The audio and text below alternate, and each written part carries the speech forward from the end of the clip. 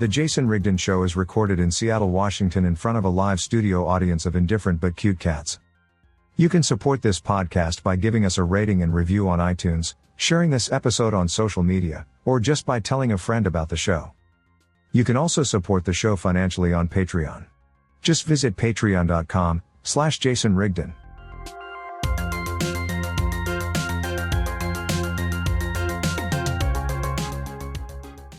I'm André Goulet, the Executive Director of the Harbinger Media Network, a pan-Canadian collective of left podcasts from coast to coast, and we are just launching this month. I'm really excited to talk more about that with Jason.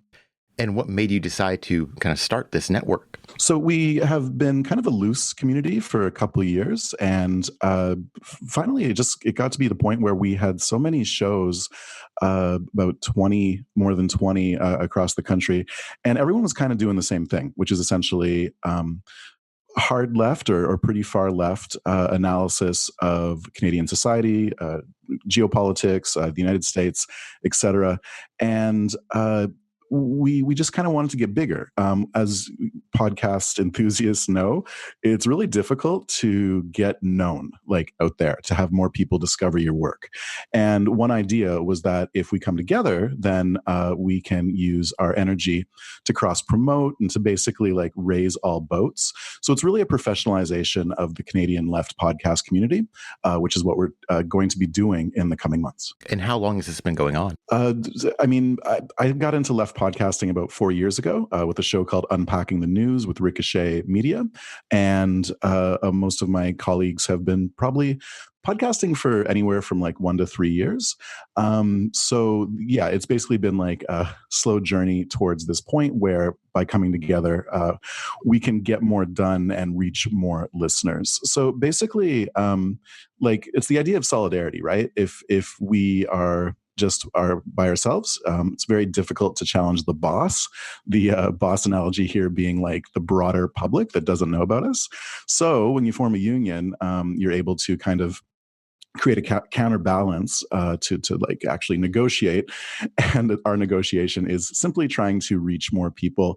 So yeah, there's a sort of solidarity to it, and that leads into all kinds of things like skill sharing and sort of boosting each other and amplifying each other's voices. In Canada, much like the States, we have a really constricted media sphere. Much like in the States, a handful of media companies run everything, and maybe much like in the States too, they suck. Like they're very bad, and the takes, the punditry in Canada is as ridiculous as it is in the States. Like no real room for left voices. Very boring, very white as well, very male as well. So another thing that is definitely a priority with our community is trying to find space to amplify voices of maybe a lot of people who might not otherwise, be heard in the podcast world.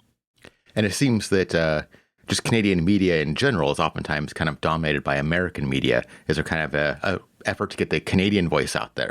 Absolutely. In fact, so if someone looked up, Apple podcast charts, news and politics, top 100, about 75% of the podcasts are American, and it's all of that sort of kind of like wishy-washy lib stuff like Vox and MSNBC, or the very insane like the Michael Cohen, Trump's former lawyer, his new podcast was in the Canadian top 10. Why? I don't understand. Ben Shapiro, of course, is in our top 10, and then some problematic people, but like maybe less extreme than Ben Shapiro.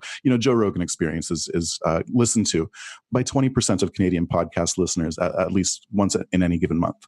So this is strange because there are aspects of Canadian society that are very different than American society. Canadian history is something that's not largely taught in our schools. And again, finding space for voices that are underrepresented in the media is a real priority with the work that we're doing. And it seems that these left-wing podcasts have brought voices into the media that are excluded before. Would you mind talking about that a little bit?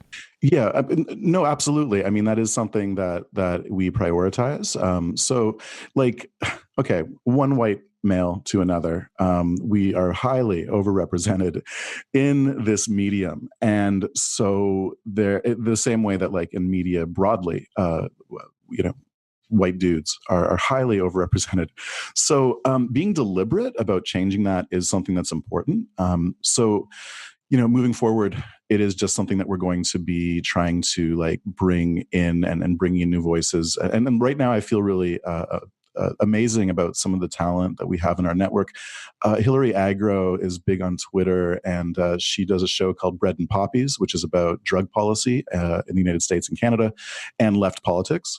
For those in school who got high marks, as the slogan for the show goes.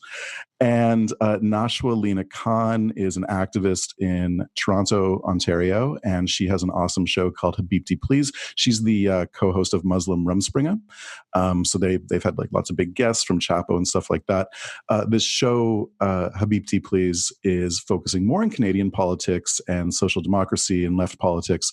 But her marquee guest this week is little-known linguist Noam Chomsky, and I am just the interview is outstanding.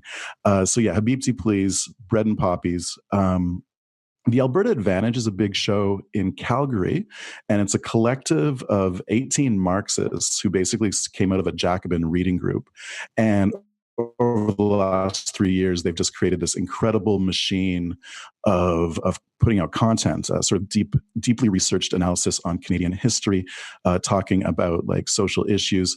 The host, Kate Jacobson, is this really dynamic, powerful voice, and she's fantastic. So I'm really happy about that. And we also host French shows because Canada is a country that's officially bilingual, French and English. And we host a super popular show in Quebec, which is where I'm speaking to you from now in Montreal. And Les Ficelles is a feminist analysis and critique show talking about society and politics, but it's all put through the lens of Quebec's most popular reality television show, which is called Occupation Double. So these women have a fascinating conversation where they basically just unpack Quebec society through the analysis of this super popular television program. So those are just some of the voices that I just feel excited that we were able to amplify. And then there's lots of other great shows. Rob Rousseau, who another big Twitter heartthrob, his 49th Parahell focuses on more Canadian society and politics. He often comments on American issues on Twitter, and his super popular show, The Insurgents, with Jordan Uhl and Ken Klippenstein, is focusing exclusively on American stuff. But with Harbinger Media Network, 49th Parahell is more like his Canadian analysis and stuff like that. And Paris Marx, who is a frequent contributor to Jacobin and the Tribune, he's up in Newfoundland.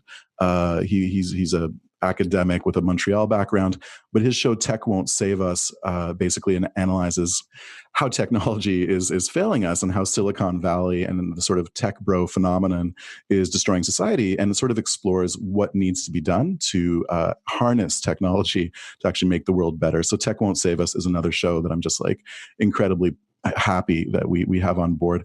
And then finally, we have some shows that are kind of legacy shows in Canadian podcasting.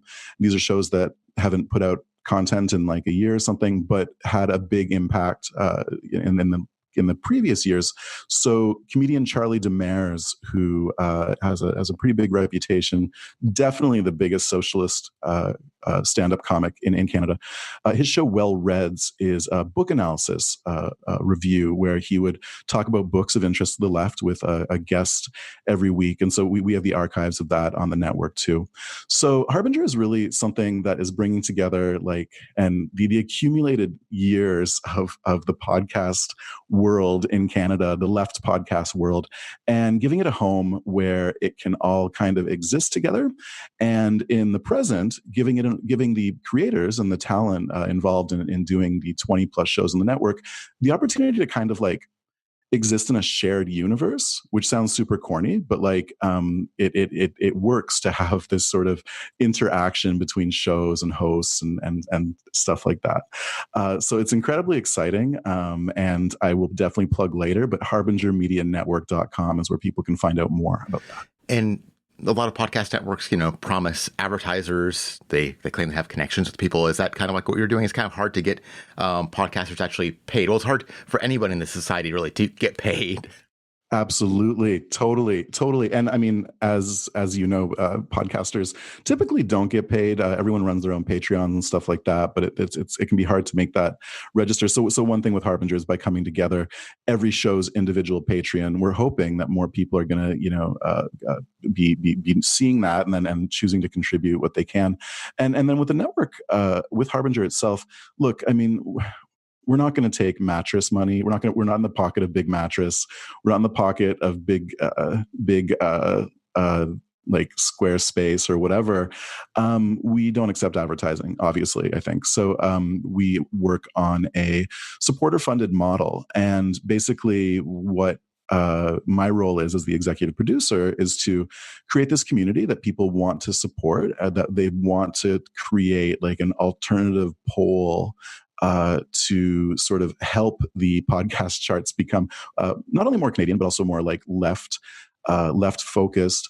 And so we have just like really affordable support levels, like $3 a month gets supporters access to our exclusive content, including a variety show that I host called Harbinger Society Presents, where I take on some of the different hosts of different shows to have conversations about stuff. We include some comedy and other interesting things, a people's history of Canadian left podcasting. So I'm producing and hosting that Harbinger Society Presents. I love it.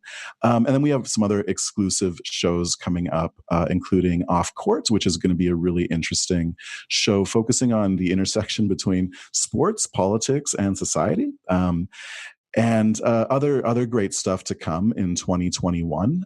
So yeah, like basically, if people feel like they have a few dollars a month and they'd like to be supporting this community, $3 is really like the what we think is very fair for coming in and having access to exclusive content. Of course, people can like pay $5 a month and get access to the Discord community, $10 a month, get the stickers and buttons, $15 a month, get the tote bag.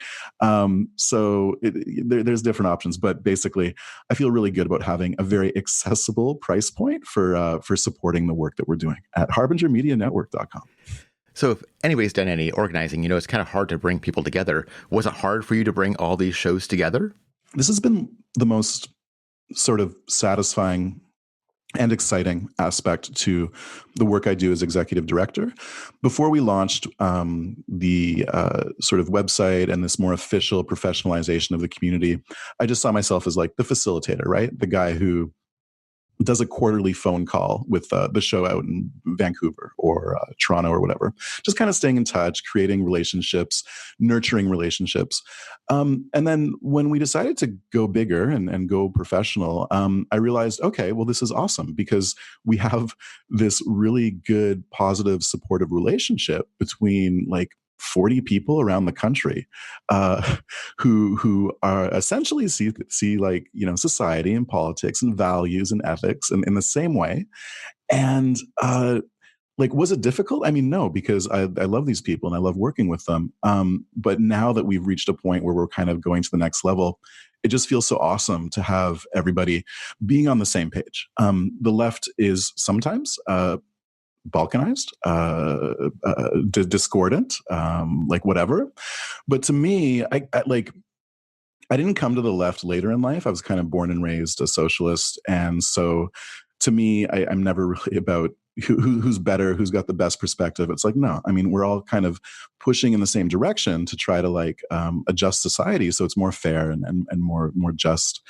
So no, not difficult, satisfying and wonderful. And that's actually one of the things that just like feels so good to just be kind of interacting with my colleagues, my comrades on the Slack network and just like supporting each other and saying some good words.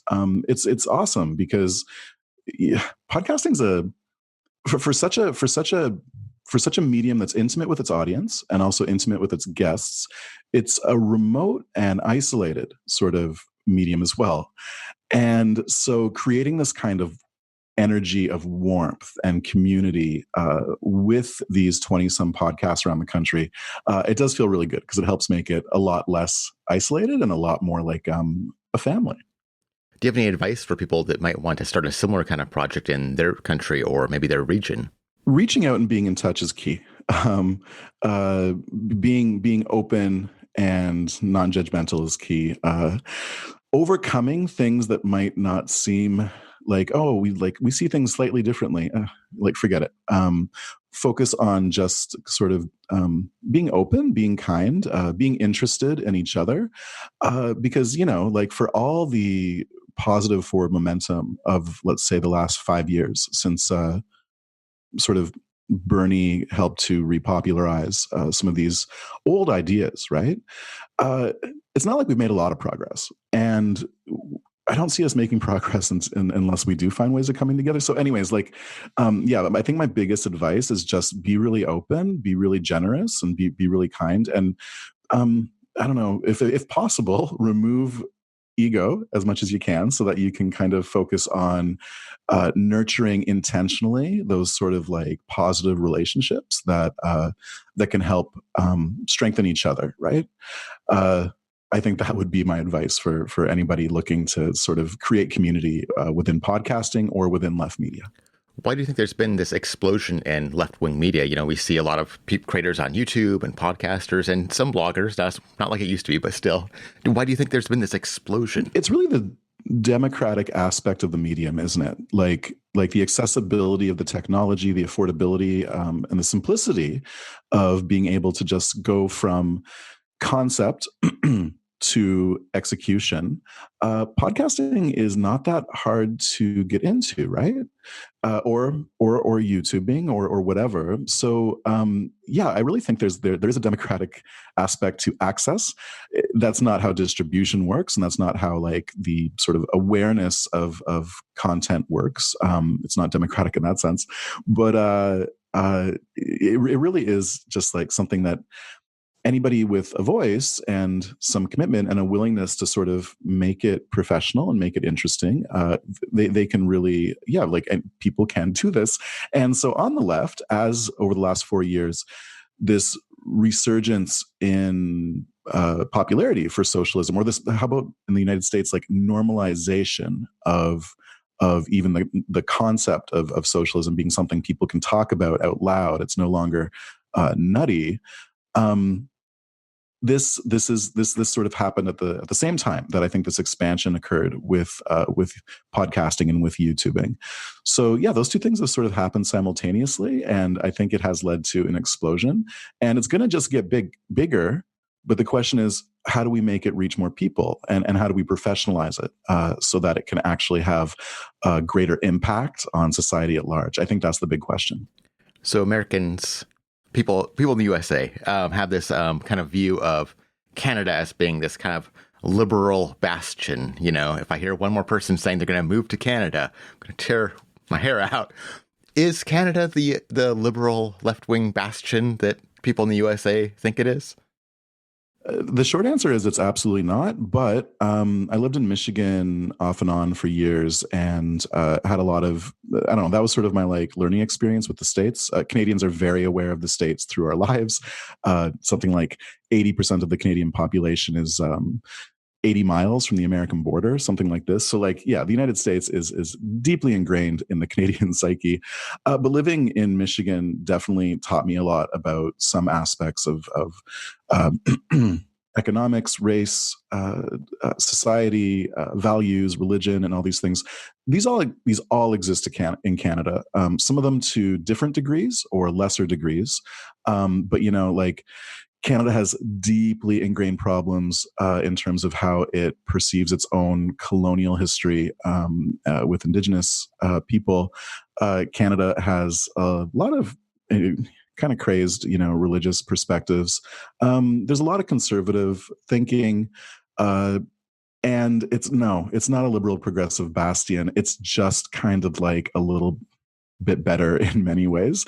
So I did return to Canada and just be like, okay, yeah, finally, like this is nice. Like I just don't feel, I don't know, this is not nice to say. There's not like that sort of threat of danger that I always felt in the States. And I was living in Ann Arbor, so it's like not the most dangerous place, right? But there's still just this like weird aggression and whatever. So I don't know. Canada is definitely a mess. It's also a country that, much like the States, is this weird kind of fake country that's sort of thrown together through like federalism. And it can be really hard to like make that unified. And I think the difference too in Canada is that we don't have unifying things like jingoism in the same way, like or hot dogs or July 4th or whatever. Canadian nationalism is more confused. We didn't get our flag until the mid 60s, you know? So like Canada's evolution away from being a sort of essentially British institution with a massive French population, like it's taken a lot of time to change. But more optimistically, I do think there's a lot of really interesting things in terms of how Canada manages to function in spite of itself. And at its best, I do think it's a country that I kind of like a lot. On the other hand, speaking from the left, it's a country with so many problems that we critique week in and week out in the podcast community at harbingermedianetwork.com. So that's more to the front of my mind than how Canada rules. So yeah, that's definitely a place that can be criticized endlessly. So you're not just a podcast creator. It seems like you're a podcast listener too, which is a very important skill for a podcaster. What, as a listener, are kind of your pet peeves and maybe things you suggest to other podcasters when you hear maybe them making certain mistakes? Is there anything that you find kind of you discover routinely when listening? I'll tell you mine is the super long intros. Okay. So that's interesting because, one person's thing that they can't stand is something else that someone else likes a lot. I also have a problem with long intros sometimes. I sometimes have a problem with like talky panels. Lack of representation is big. So, okay, if I could give one criticism, it would be that it's essential for podcasts on the left to really be deliberate about prioritizing avoiding the manel, which is the panel of just dudes. And that's not always something easy to keep front in mind for dudes because like, whatever. But I think that's really important, like just trying to find space for women's voices and other people who are underrepresented.